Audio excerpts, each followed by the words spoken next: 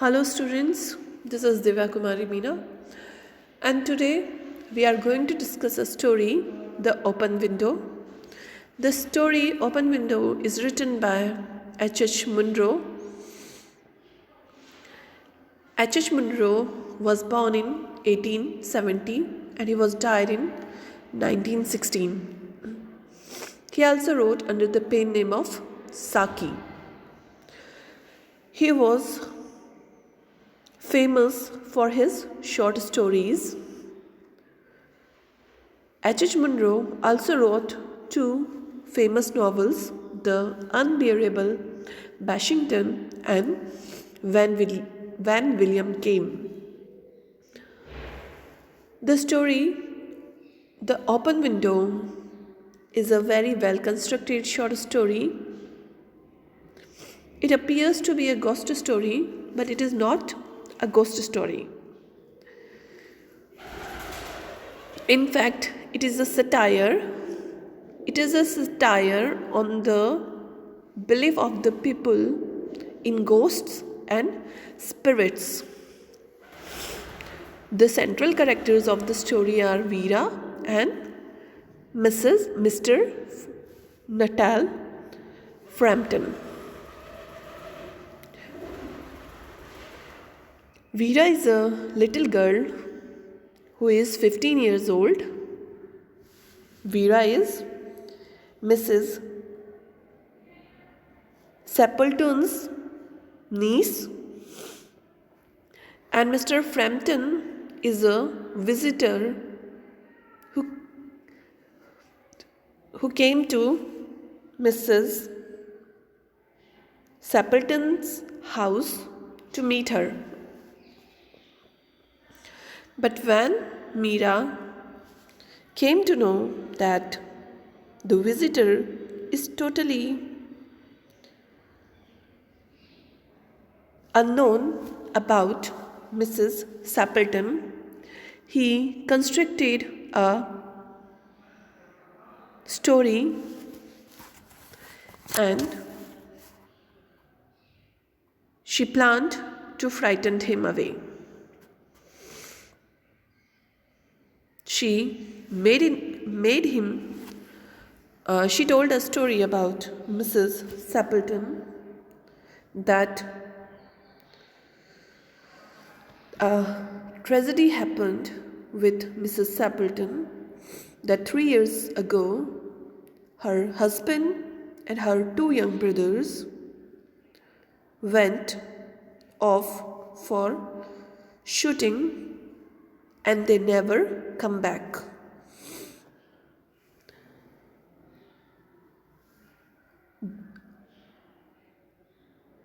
Even their bodies were not found. They were drowned in a bog. And she also tell him that when they used to come after shooting, they used to come by the window. And when Mr. Frampton see all these three people coming from that open window, he got frightened. He became afraid. He is sure that they are ghosts and he fled in panic. And thus Mr. Frampton falls into Vera's trap. Now let us begin with the story. I am going to recite the text. My aunt will be down presently, Mr. Natal, said a very self-possessed young lady of 15. In the meantime, you must try and put up with me.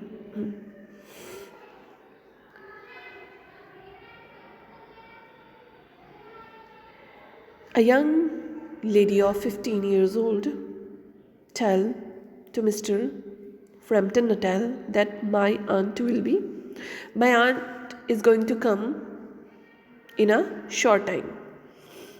Frampton Natal endeavoured to say the correct something which should duly flatter the niece of the moment without unduly discounting the aunt that was to come. And during the time when the aunt was going to come, Mr. Natal tries to talk to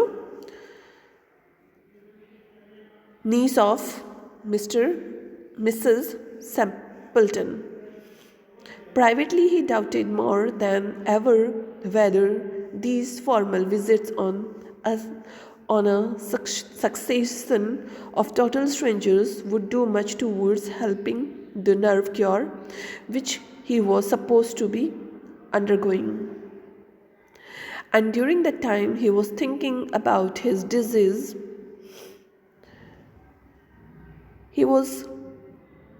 He came here to cure his nervous system.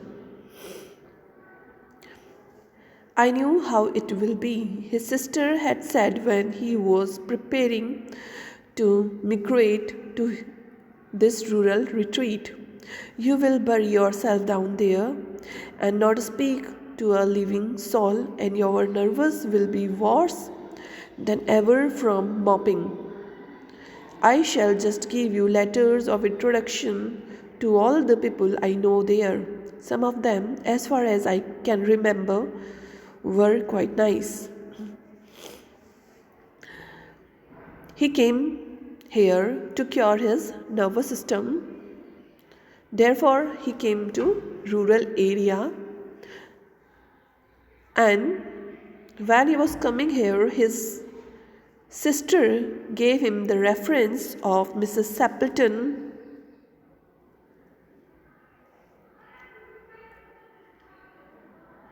She gave her a letter for the introduction. She gave her a letter for some people whom he can contact there. Frampton wondered whether Mrs. Sappleton, the lady of whom he was presenting one of the letters of introduction, came into the nice division. As Mr. Frampton was totally unknown to Mrs. Sappleton, he was thinking about her, whom he was going to give the letter. Do you know many of the people around here? Asked the niece, when she judged that they had had sufficient silent communion. When Mr. Frampton was sitting silently there during that period, niece of Mrs. Sappleton asked him if he know any other people surround that area. Hardly a soul, said Frampton, and Frampton replied that he doesn't know anyone else. My sister was staying here at the rectory, some 4 years ago, and she gave me letters of introduction to some of people here. And Mr. Frampton told to the niece that her sister used to live here 4 years ago, and she gave him letter of introduction to some people who live here. He made the last statement in a tone of distinct regret. Then you know practically nothing about my aunt, pursued the self-possessed young lady. And she asked, it means that you know nothing.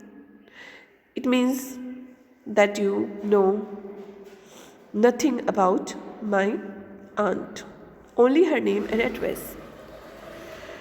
Admitted the caller, he was wondering whether Mrs. Sappleton was in a married or widowed state, undefinable. Something about the room seemed to suggest masculine habitation. And Mr. Frampton replied to that little girl that he only knows her name and address. He knows nothing, even if she is married or widowed.